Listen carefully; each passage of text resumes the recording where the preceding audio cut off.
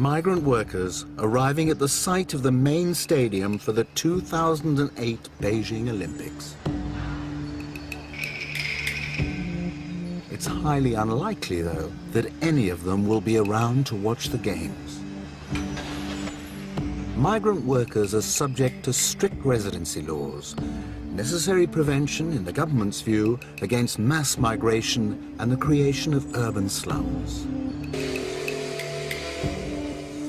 To remain here legally, migrants must live without their dependents in single-sex hostels. When the job is done, they must find another or move on. This system explains how China has been able to concentrate so much wealth and development in the cities, all these glittering buildings that you see everywhere, all this prosperity, order and cleanliness, because it has denied the very people who built this any enjoyment of the benefits of the cities. So they will come, contribute their work, get paid very minimal wages, but then they will have to leave or try to lie low in the city because they're not entitled to residency. Although there is no evidence of abuse on the Olympic sites, for construction workers elsewhere in China, it's a very different story. They go to a site and they work and work. And they're not paid at all. They are given food because you need to eat before you can work. You know, it's hard labor, but they're not paid. The arrangement is that you'll be paid at the end of the year. Anita Chan has been researching working conditions inside China for 15 years. And if at the end of the year, either the boss, the construction company, or the gang boss default on you, that means you're not paid. And that is so common. There have been cases of construction workers trying to commit suicide, trying to draw attention by going up to some construction sites and threatening to throw themselves down. A lot of these construction workers are working for the state sector, building government buildings. And in the end, it's the workers who are at the end, at the bottom of the, of the heap, and so they're not paid. China's paradox now is that, a larger quotient of people than at any time in the last 50 years have moved forward and are economically better off. But there's a huge number which have really stagnated. What you see in China is this pool of resentments, this growing pool of resentments from the Chinese underclass that is progressively spreading over China. There's a huge amount of tension. It's like a land of 1,000 earthquake faults.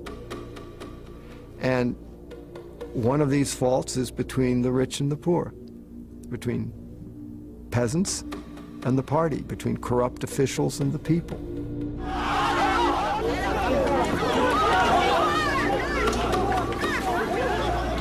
Time is running out. The level of unrest in China is rising.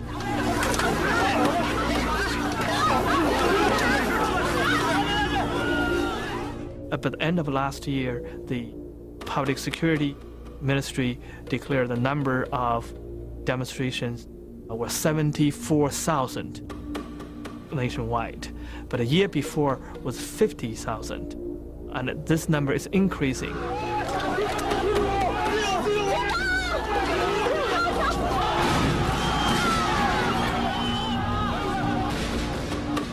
The figure for 2005 has risen further to 87,000 incidents.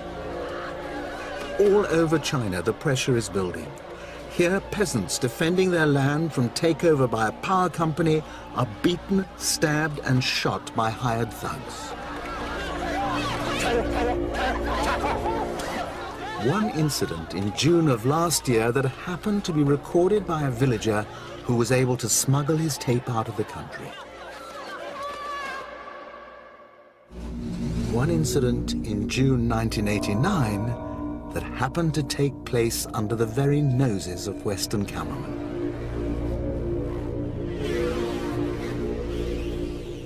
The challenge of powerful images for an authoritarian state is enormous.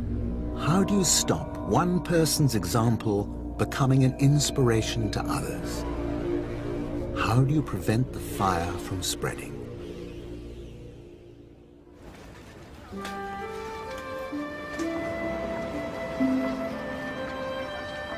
Beida, the University of Beijing and the most prestigious in all of China.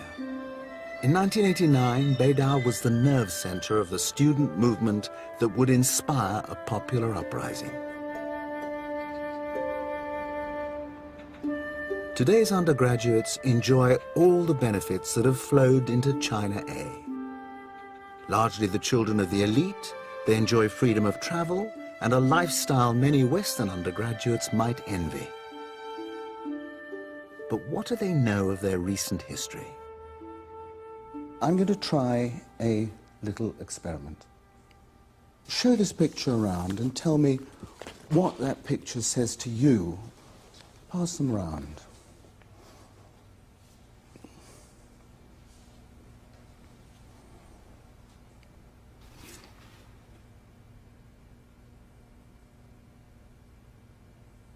They were baffled. After a long silence, one of them whispered, "Looks like some military ceremony." The boy whispered back, 89. But the girl made no connection. Does it have any meaning at all? 从这张图上呢， Well, I can see 4 vehicles. 这个4个装备，然后 I'm not sure about the context. 不太清楚这是一个什么样的场合， It might be a parade or something. 也许是阅兵或者什么其他的，我们可能真的 I 不能。 really don't know. I'm 只 just 能靠我 guessing. 们自己的想象，就是这个不是很清楚。我看不出来。 I really can't tell anything from this picture. 对，因为这个 There's no 太少了 context. 信息量。可以问这是艺术创作吗？ Is this a piece of artwork? Did you make this up? Whatever they might have heard about 1989, it was clear that they had never seen the Tank Man picture. I think it's terribly tragic that Beijing University students who were at the forefront of the May '89 democracy movement, several generations of students later have no conception of what happened, don't even know that this incident of the man in front of the tanks ever happened. Tragic indeed, but not surprising. The image was shown once in 1989 on China television, rebranded as an example of the army's restraint. 稍有常识的人都会看出，如果我们的铁骑继续前进，这个螳臂挡车的歹徒难道能够阻挡得了吗？摄像机拍下的这个画面，同西方某些国家的宣传恰恰相反，正好说明了我们的军队保持了